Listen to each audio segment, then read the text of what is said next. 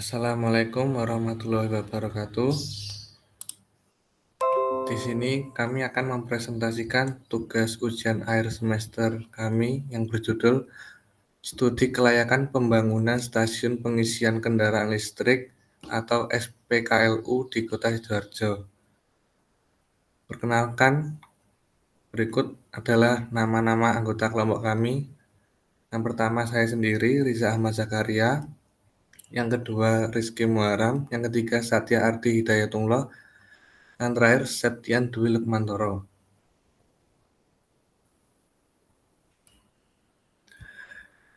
Charging station merupakan kebutuhan vital bagi pengguna mobil listrik. Seiring dengan laju pertumbuhan mobil listrik, keberadaan charging station pun meningkat dengan berbagai tipe. Sejak tahun 2018, tahun sebelum Perpres dikeluarkan oleh pemerintah, BPPT telah menginisiasi penelitian tentang pengembangan teknologi charging station. Banyaknya jumlah kendaraan tersebut menyebabkan konsumsi energi pada sektor transportasi mencapai 45%. Sektor transportasi juga menyumbang sekitar 30% emisi CO2 di Indonesia, di mana transportasi darat berkontribusi sebesar 88% dari total emisi tersebut.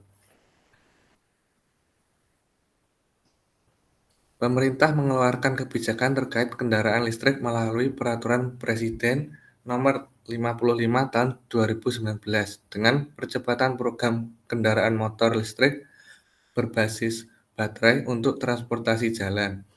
SPKLU menjadi komponen yang sangat penting dalam mendukung pengembangan KPL di Indonesia. Namun, pada dasarnya sumber listrik di SKPLU tersebut terintegrasi dengan jaringan PLN dan sebagian besar dihasilkan dari pembangkit listrik berbahan bakar fosil.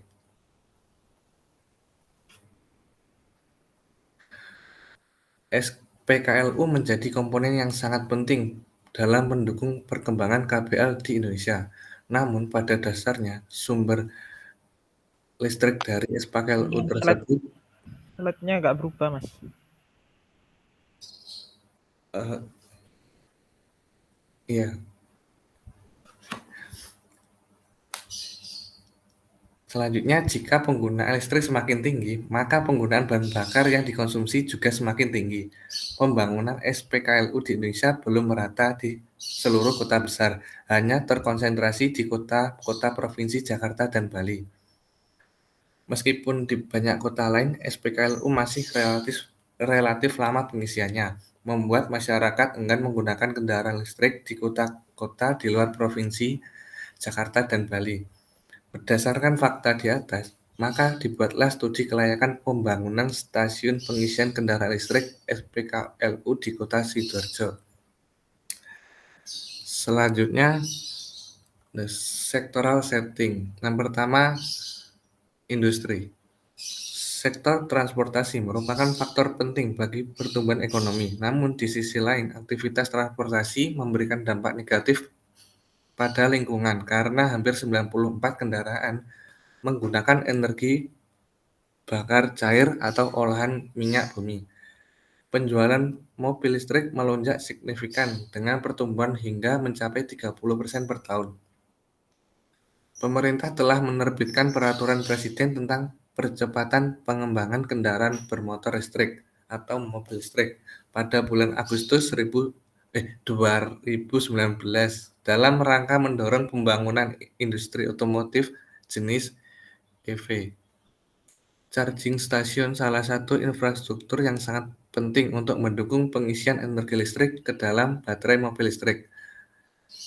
Dari uraian di atas terlihat jelas bahwa teknologi kendaraan listrik dapat meningkatkan sektor perindustrian di Indonesia sehingga hal tersebut sangat membantu dalam perkembangan ekonomi negara.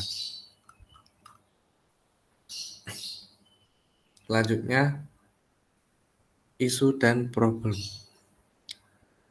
Charging station mempunyai beberapa kelebihan yang tidak dimiliki charger rumahan, yaitu dalam kapasitas daya yang disalurkan ke mobil listrik. Charging station dapat memiliki fitur fast charging yang dapat mempersingkat waktu pengisian yang kurang dari 2 jam dari state of charge, mulai 0% sampai 100%. Pengisian baterai kendaraan listrik menggunakan sumber jaringan listrik grid PLN secara langsung yang diketahui berasal dari pembangkitan listrik yang berbahan bakar fosil. Selain itu juga membutuhkan energi yang berasal dari sumber energi yang ramah lingkungan. Peraturan memastikan stasiun pengisian daya mengalokasikan energi untuk memaksimalkan kepuasan pengguna, yaitu mensortir dan membatasi layanan kendaraan yang baterai masih terisi cukup.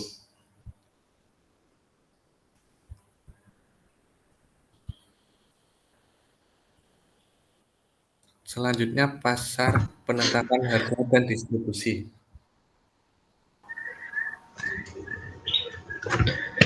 Baik, yang selanjutnya 1. Pasokan dan konsumsi bersejarah. Stasiun pengisian kendaraan listrik umum atau SPKLU merupakan peluang bisnis yang harus dimanfaatkan oleh produsen dalam negeri. Pemerintah telah mengeluarkan regulasi terkait infrastruktur pengisian listrik untuk kendaraan bermotor listrik berbasis baterai atau KBLBB yang memberikan kemudahan pada investasi SPKLU. Direktur Pembinaan Pengusahaan Ketenagalistrikan menyampaikan bahwa pemerintah memberikan dukungan bagi para pelaku usaha, diantaranya PT Bambang Jaja untuk memproduksi infrastruktur pengisian kendaraan listrik umum melalui Peraturan Menteri Energi dan Sumber Daya Mineral Nomor 13 Tahun 2020 tentang penyediaan infrastruktur pengisian listrik untuk kendaraan bermotor listrik berbasis baterai. Pemerintah mengatur standar dan safety, skema bisnis atau mekanisme bisnis, dan tarif SPKLU. Next.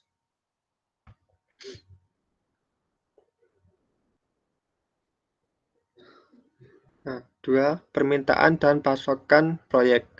PT PLN berencana menambah 4 stasiun pengisian kendaraan listrik umum di wilayah Jatim, sehingga total menjadi 9 stasiun hingga akhir 2021. Manajer Komunikasi PLN UI Jatim mengatakan bahwa tambahan 4 SPKLU itu masing-masing 2 di res area tol, yakni KM 626A dan KM 626B Saradan, Madiun. Kemudian 1 di Bandara Juanda Sidoarjo dan 1 lagi di Bandara Abdul Rahman Saleh, Kabupaten Malang. Saat ini total SPKLU di Jatim ada di 5 lokasi. Masing-masing SPKLU di kantor PLN ULP Embong Wungu, di kantor PT BJB, kantor PLN UP3 Situbondo, kantor PLN UP3 Banyuwangi, serta kantor PLN UP3 Ponorogo.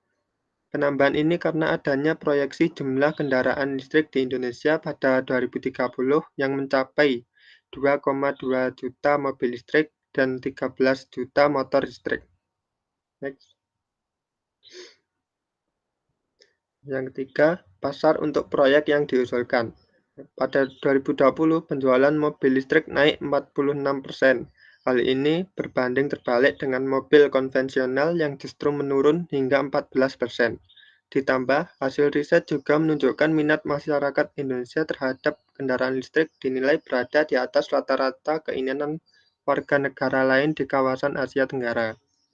Berdasarkan roadmap yang disusun Kementerian SDM, potensi jumlah kendaraan listrik di Indonesia pada 2030 mencapai 2,2 juta mobil listrik dan 13 juta motor dengan 31.859 unit SPKLU. Jumlah kendaraan listrik ini diharapkan bisa menekan impor BBM sekitar 6 juta kiloliter pada 2030. Pembangunan SPKLU menjadi peluang usaha yang menjanjikan bagi para pelaku usaha yang ikut mendukung penggunaan mobil listrik di Indonesia untuk beberapa tahun ke depan. Targetnya adalah para pemilik kendaraan listrik yang setiap tahunnya mengalami kenaikan dan juga minat masyarakat Indonesia terhadap kendaraan listrik dinilai berada di atas rata-rata. Next.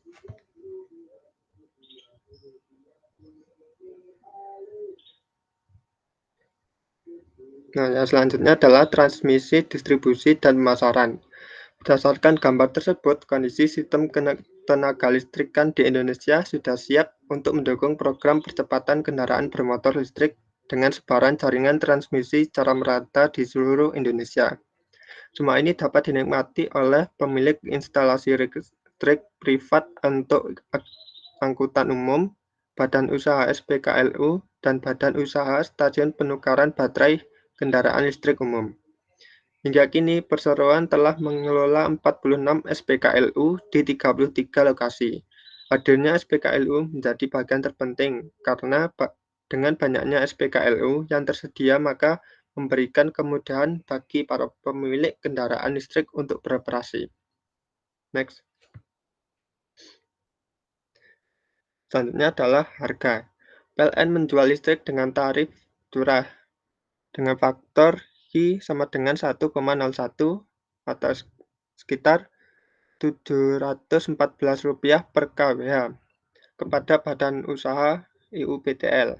Sementara badan usaha bisa menjual listrik ke konsumen dengan harga maksimal besar Rp2.466 per kWh. Tak hanya itu, PLN memberikan sejumlah insentif menarik bagi investor yang ingin bekerja sama, yaitu penetapan tarif curah yang lebih rendah dari harga jual ke pelanggan. Kemudian, pembebasan rekening minimum selama 2 tahun pertama. Keringanan biaya penyambungan tambah daya atau diskon 50% atau pasang baru dengan cicilan selama 12 bulan hingga penetapan jaminan langganan tenaga listrik. Bagi pemilik home charging yang terkoneksi dengan sistem PLN atau charge-in juga diberikan diskon tarif daya sebesar 30% pada pukul 22.00 atau jam 10 hingga pukul 5 untuk pemilik kendaraan bermotor listrik berbasis baterai. Roda 4. Juga ada insentif BP spesial untuk tambah daya senilai Rp150.000 untuk tambah daya sampai dengan 11.000 volt ampere dan Rp450.000 untuk tambah daya sampai dengan 16.500 volt ampere. Selanjutnya adalah latar belakang. Utilitas atau nilai guna dari sebuah produk maupun proyek ialah kepuasan dan manfaat yang diterima oleh konsumen ketika mengkonsumsi barang atau jasa tersebut. Konsumen akan mencoba menempatkan nilai pada barang atau jasa yang dikonsumsi berdasarkan kepuasan dan manfaat langsung yang diperoleh. Perbandingan antara utilitas satu dengan lainnya akan dilakukan oleh konsumen dengan membandingkan harga barang atau jasa serta manfaat atau kegunaan lebih yang diperoleh dari barang atau jasa. Maka apabila semakin tinggi nilai utilitas, maka semakin tinggi juga minat masyarakat akan barang atau jasa yang dipasarkan. Nilai suatu barang dan jasa timbul dari beberapa faktor seperti bentuk, waktu, tempat, dan kepemilikan. Next. Kemudian ada utilitas kepemilikan. Ini merupakan faktor penilaian konsumen terhadap kepemilikan suatu barang atau jasa. Disebut juga sebagai possession utility atau sebuah posisi utilitas di mana nilai yang tercipta dengan kepemilikan produk tersebut. Hal ini berarti ketika seorang telah membeli atau memiliki sebuah produk, maka dapat digunakan secara bebas atau memiliki kontrol penuh atas barang tersebut.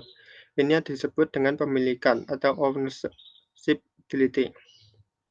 Next. Dan tujuan.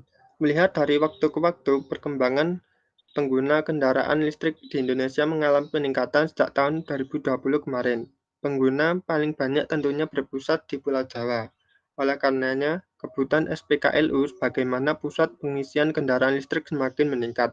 Area Jawa Timur sendiri sudah memiliki beberapa titik lokasi SPKLU yang tersebar di pusat perbelanjaan, hotel, dan kantor PLN. Maka dari itu, tujuan pembangunan SPKLU adalah sebagai berikut. Yang pertama, mendukung pemerintah dalam percepatan program kendaraan bermotor listrik berbasis baterai untuk transportasi jalan menuju era kendaraan listrik di Indonesia.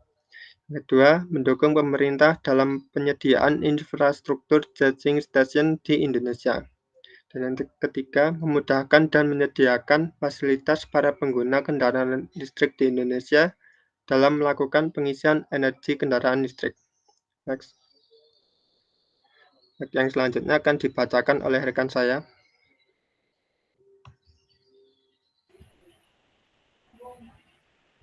Baik. Selanjutnya adalah penjelasan teknis. Yang pertama dari fasilitas produksi. Fasilitas penunjang proyek yang merubah barang atau jasa menjadi sebuah produk akhir adalah pengertian dari fasilitas produksi.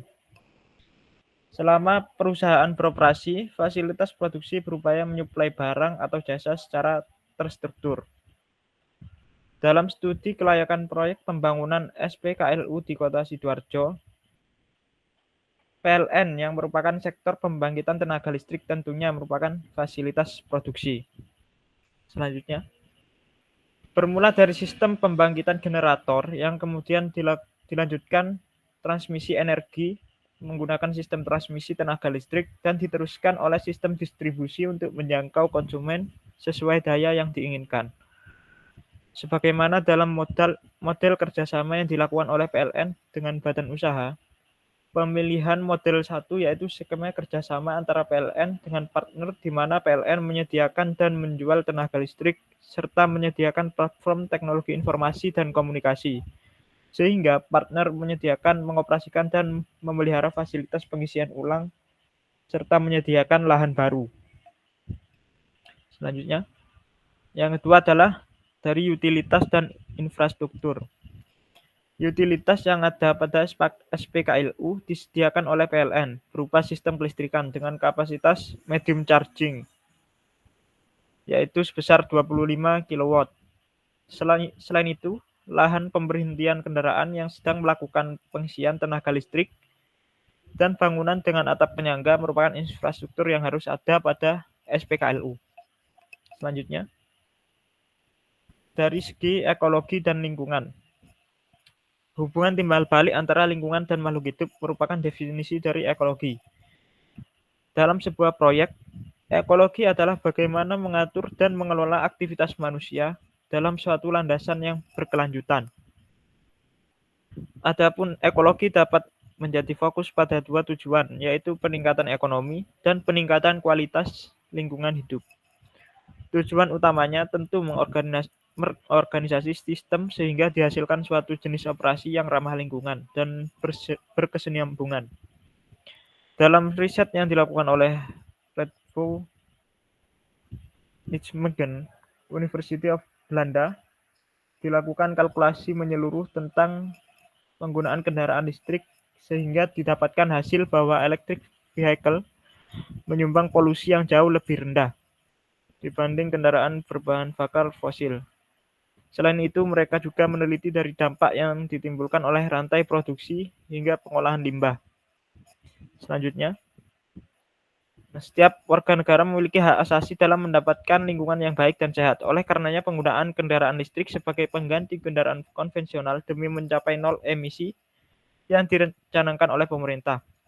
Kendaraan listrik memiliki emisi yang rendah berkisar 0 sampai 5 gram per kilometer, sedangkan kendaraan konvensional menghasilkan emisi sekitar 125 gram per kilometer, menurut data dari Kementerian ESDM. Selain itu, kendaraan listrik berkontribusi pada pengurangan emisi gas rumah kaca. Selain minim polusi udara, kendaraan listrik juga minim terhadap polusi suara. Tingkat kebisingan hanya berkisar 21 desibel, di mana berbanding jauh terhadap rata-rata kebisingan di Jakarta yang angkanya mencapai 76 desibel. Namun, syarat itu semua juga harus didukung dari sumber energi yang berasal dari energi terbarukan, serta limbah yang dapat didaur ulang dengan metode biometal. Selanjutnya, yang keenam adalah rencana biaya modal dan pembiayaan. Dari rencana kami untuk pembangunan SPKLU ini sebagai berikut. Modal awal terdiri dari biaya sewa tanah, biaya pembangunan instalasi, biaya pembangunan atap penyangga, biaya pengadaan unit SPKLU, biaya sistem kelistrikan, dan cadangan modal. Biaya tanah sebesar 175 juta, biaya sewa tanah. Terus biaya pembangunan instalasi sebesar 150 juta, dan biaya pembangunan atap penyangga sebesar 50 juta, biaya pengadaan unit sebesar 400 juta, biaya sistem kelistrikan sebesar 771 juta 120 ribu, dan tentunya cadangan modal sebesar 453 juta 880 ribu, dengan total biaya sebesar 2 miliar. Rincian biaya sebagai berikut. Biaya sewa tanah ini pada Kota Sidoarjo direncanakan akan menelan biaya 35 juta per tahun dikalikan dengan 5 tahun sebesar 175 juta. Yang kedua, biaya pembangunan instalasi dengan rinciannya biaya pembangunannya 50 juta per bulan dikalikan diperkirakan selesai selama 3 bulan, yaitu menelan biaya sekitar 150 juta.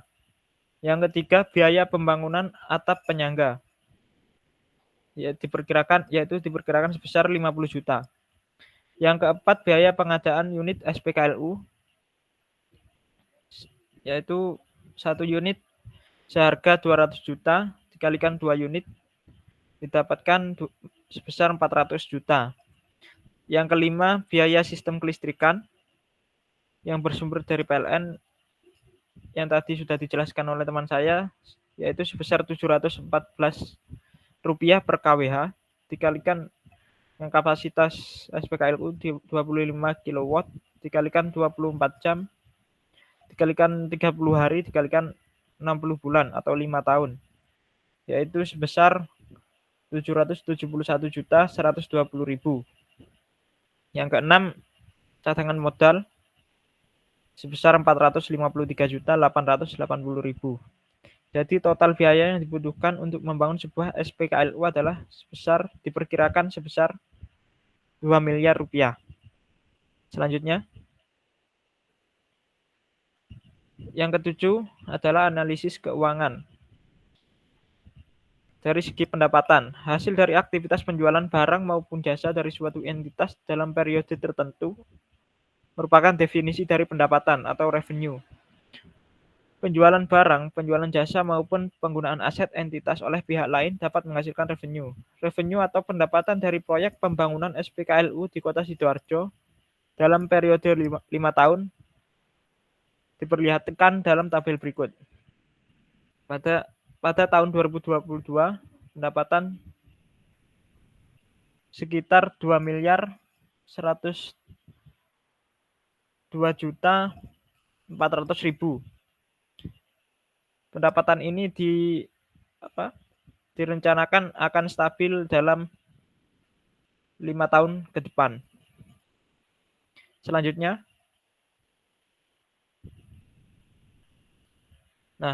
berikut rinciannya. Dengan estimasi biaya penjualan per kWh sebesar 2.400 per kWh. Terus yang kedua, dari kapasitas SPKLU-nya 25 kW dan jumlah unit SPKLU-nya 2 unit. Dengan target SPKLU melayani 20 unit per hari, maka pendapatan sama dengan harga jual tiap per kWh dikalikan kapasitas daya mobil dikalikan waktu pengisian dikalikan jumlah konsumen. Harga jual per kWh dinilai 2.400 dikalikan 60 kW dikalikan 2,4 jam untuk waktu pengisiannya dikalikan jumlah konsumen 20 mobil sama dengan 5.760.000 per hari. Dengan estimasi pendapatan harian sebesar 5.760.000, maka diharapkan pendapatan tiap tahunnya adalah pendapatan harian dikalikan 365 hari. Didapatkan senilai 2.102.400 400.000. Selanjutnya,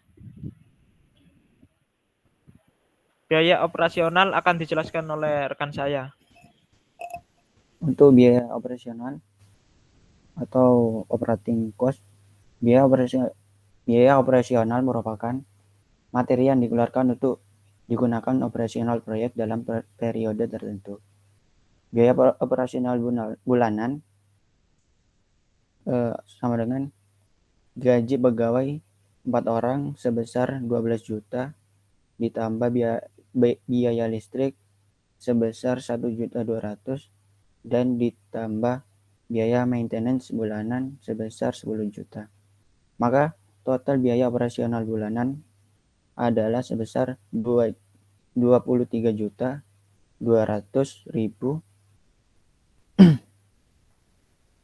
yang dioperasionalkan dalam 1 tahun adalah sebesar 278.400.000. Selanjutnya, untuk analisa break even bisa kita lihat pada tabel pada tahun ke-0 free cash flow-nya minus 1.546.120.000 dan pada tahun ke-1 itu free cash flow-nya itu plus 1.824.000.000 dan pada tahun kedua, ketiga dan keempat itu sama, jadi totalnya kumulatif cash flow-nya itu sebesar 5.749.880.000 pada tahun keempat. Berdasarkan arus free cash flow-nya dan kumulatif cash flow di atas, maka dapat dilihat bahwa periode pengembaliannya adalah 1 tahun dan mendapatkan profit 100% pada tahun kedua. Selanjutnya, untuk dasar hukum ekonomi, pemerintah telah menetapkan sejumlah skema usaha dan perizinan pengembangan stasiun pengisian dan penukaran baterai kendaraan listrik umum. Namun selain insentif dan kemudahan, pengembangan infrastruktur itu dinilai perlu mempertimbangkan aspek keekonomian agar target tercapai.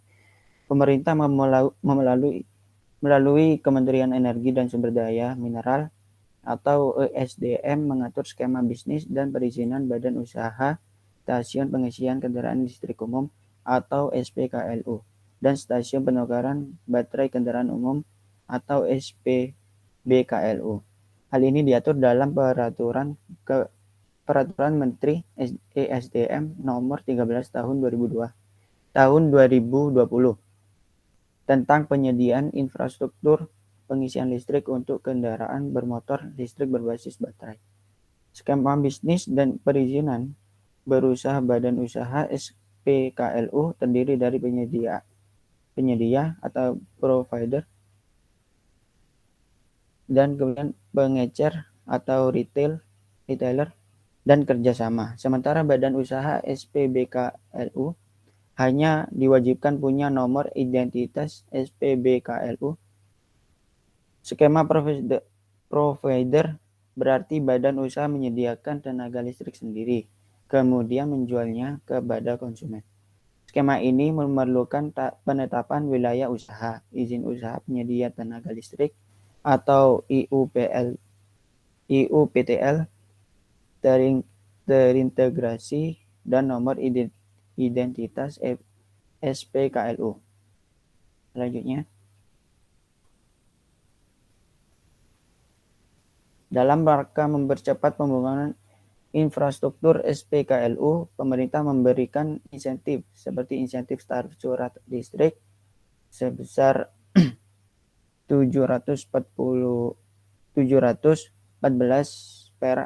per kWh untuk badan usaha SPKLU, keringanan biaya penyambungan dan jaminan langganan tenaga listrik, serta pembebasan rekening minimum selama 2 tahun pertama untuk badan usaha SPKLU yang bekerjasama dengan PT PLN.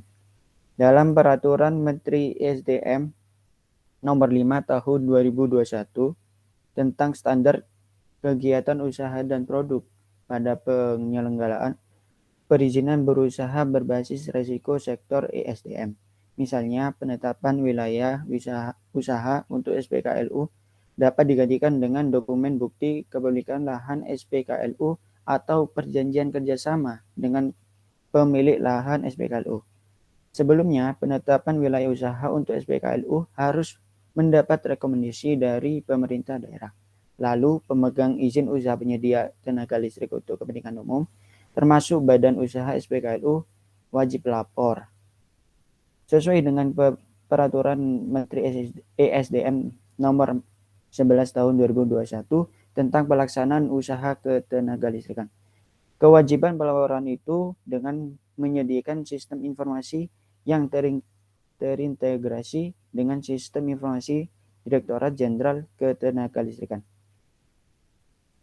Selanjutnya, kesimpulan. Berdasarkan data dan perhitungan dari kas yang telah kita lakukan di atas dapat disebutkan bahwa 1.